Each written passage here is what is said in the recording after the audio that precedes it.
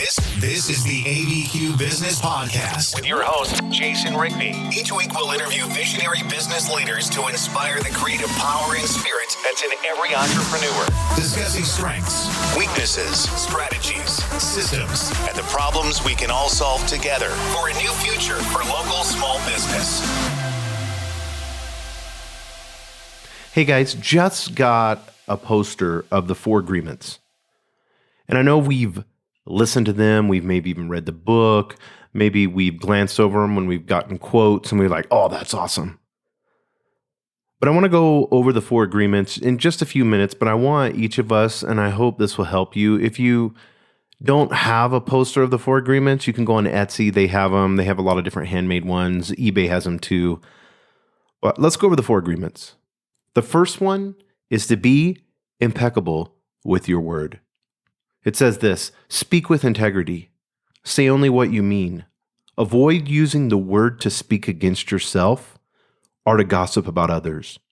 Use the power of your word in the direction of truth and love. I love this. Be impeccable with your word. Speak with integrity. Say only what you mean.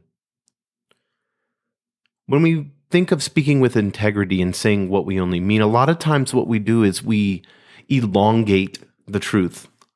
We elaborate to the point of where we're closing falsely, trying to get the sale, trying to get the client. When really, if we would just say what we mean and we did it with truth and in love, if we took the time to get to know your client, to go on Facebook, to go on Instagram, to see their families, to see what they do, what excites them, makes them who they are as a person. And then when you meet with them, to resonate in the direction of truth and love. And not to gossip. So many times, especially in business, we love that. We love hearing, especially if it's a competitor, we love hearing what's going down, the good, the bad. But you know what I find also too is just as alarming is that we, as he says here, we speak against ourselves. We'll use the slang for I'm not good enough, or maybe the whole idea of you turning around and knowing that the person that is next to you is smarter than you. And so you feel like you have no value to create with that person. So the number one thing that you can do is just go to dark humor and make fun of yourself and put yourself down. And it's so sad when I see people do that. I mean, I'm all about sarcasm and humor, and I think that's great. And it's fun. And I was in the Marine Corps, so that's what we lived off, survived off, especially in stressful situations. If you can have some humor, that's awesome. But when you speak against yourself and you mean it, that's where it does a lot of harm. And it's the same, and I'm glad that he put that first and then gossiping about others, because I think a lot of times we're so quick to belittle ourselves and put ourselves down that we, in turn, don't have respect from our employees because we can't even respect ourselves. Number 2, don't take anything personally. Nothing others do is because of you. What others say and do is a projection of their own reality, their own dream. When you're immune to the opinion and action of others, you won't be the victim of needless suffering. Don't take anything personally. And if we could get this second one, how much better could we be as leaders? Nothing others do is because of you. Get that. Think about that. It's their reality. You have a whole different world that you live than somebody that lives in India or Taiwan or East Coast compared to West Coast. They're living a totally different reality than you are. You don't know what's in somebody's head. I always make a joke about the person that's in a relationship and they are laying in bed and they just, had a wonderful evening with their partner and they're sitting there laying and they're just smiling ear to ear and so excited and looking at this other person. And then 2 weeks later, there's a breakup and they're like, what? How did it happen? We've been having an amazing time together. That person was smiling at you and was thinking of ways to get out of the relationship.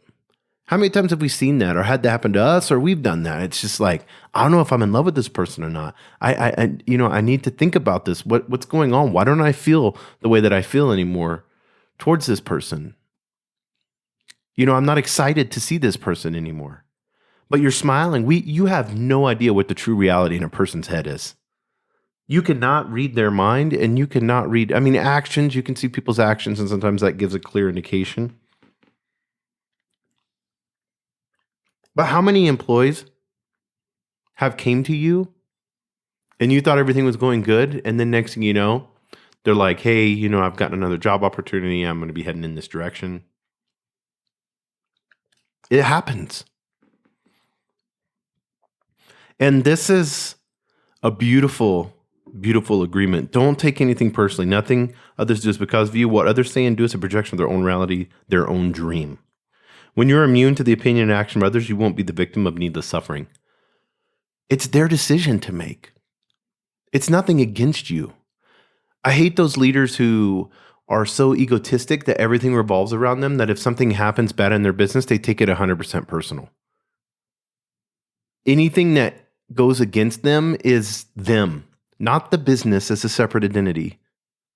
Not the other person or vendor or whatever it may be, but they have to take it so personally inside. And then all the employees and everybody has to appease them. They take literally everything personal. You guys know of a leader that's that way. And if you're that way, if you've become this big egomaniac and you've made business you because you have some innate desire to have people like you and force them to like you, and basically you're having to do that because you have to pay them to show up every day to appease you. And so you're playing the boss, and the only reason you're playing the boss is not to serve and help others, but to get your selfish wants and desires fulfilled. It's sick, man. I've seen it. We've all worked for leaders that way. We have to get to the point to where we look at others and the decisions that they make as not ours. It has nothing to do with us. The only thing that we can do is coach, lead, guide, and let that material resonate to them in their own truth. Their opinion, whether they like the Seahawks, the 49ers, or the Dallas Cowboys, it does not matter. They're just preferences.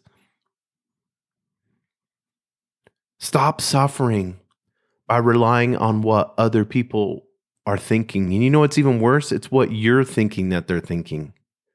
You're misinterpreting an action. They've talked about that. They've done studies. It's really cool. Where we'll instantly judge somebody when they walk in the door of a business.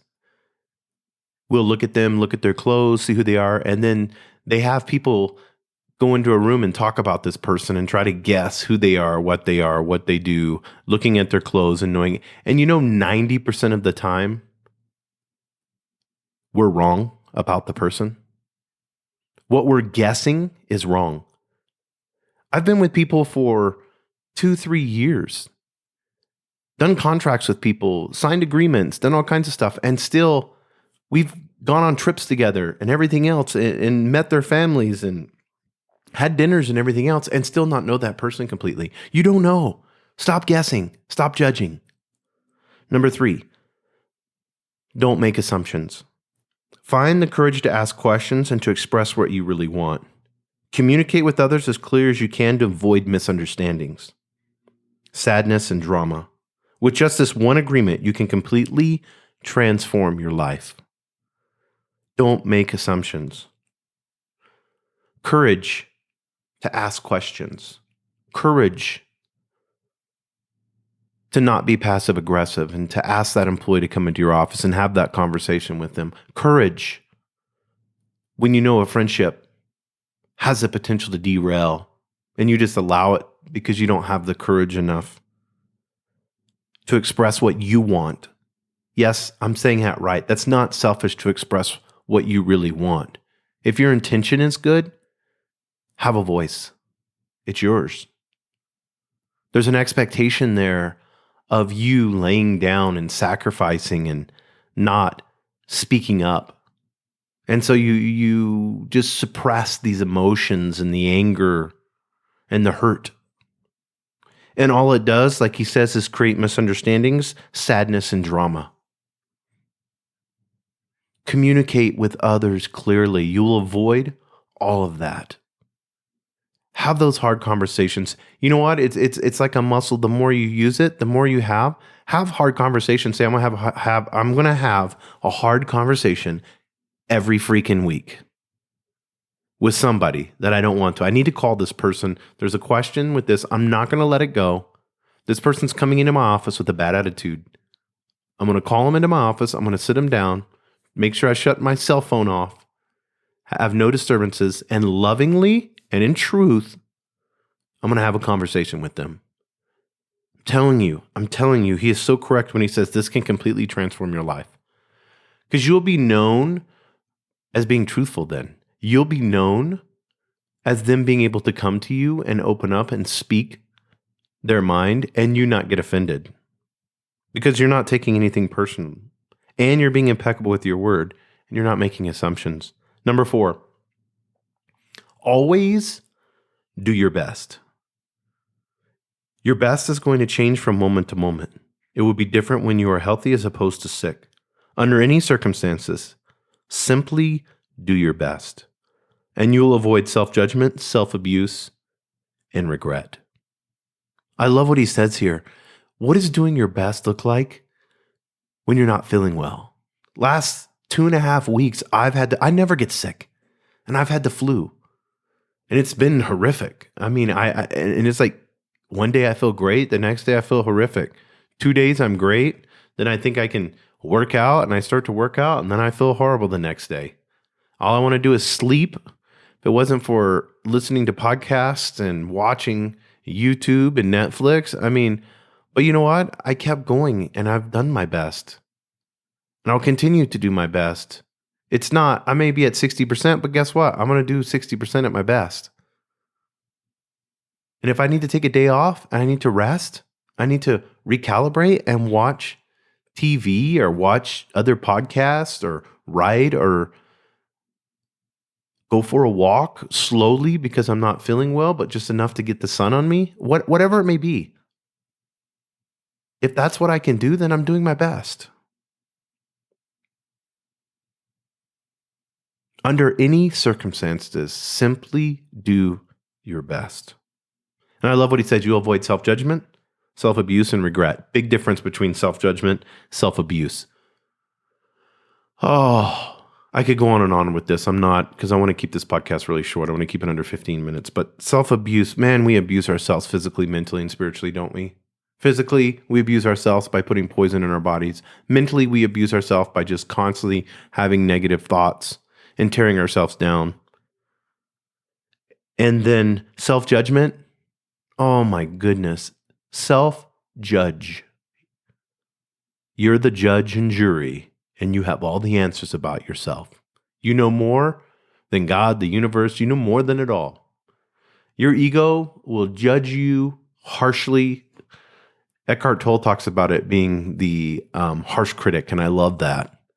It's this little voice that's in your head just criticizing you constantly because it wants to fight or flight. It wants to protect you and everything. But it could keep you at the point to where you stay at home and do nothing.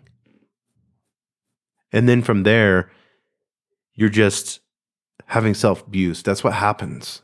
And then finally, the last is regret. Something I don't want to have. I don't want to look in my past and say I regretted my life. I don't want to look in my past and say, I could have tried harder, or I could have done this, or I should have took this risk, or maybe I should have talked to this person. Why didn't I have this conversation? We all have regrets. We all have to learn from them. But repeating the same thing over and over again, expecting a different results is insane. And I just posted that on social media the other day, and it's my favorite quote, and I love it because I always want to look at a situation with a different perspective. If I'm in a rut or something's happening, I have to approach it with new eyes. I have to get out of the cycle of the same thing over and over again. I need a different result. And that requires a different answer. That requires a different way of thought. And it requires different action and execution. I hope you guys love these 4 agreements. Be impeccable with your word. Don't take anything personally. Don't make assumptions. Always do your best. Peace out, guys. Love you. If you have any questions, please don't hesitate to DM me. Thank you for joining us on the Albuquerque Business Podcast. And thanks to our sponsor, RigbyDigital.com. Make sure to subscribe and share, and go to abqpodcast.com. Get show notes, resources, and links to everything we talked about today to help you navigate your journey as an entrepreneur and business owner.